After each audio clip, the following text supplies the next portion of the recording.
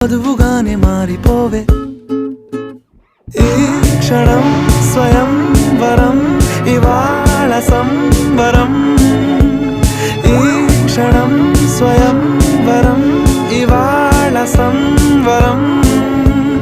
వీడుకోలు లేని తోడు అంది స్వాగతం ఈ క్షణం స్వయం వరం ఇవాళ సంబరం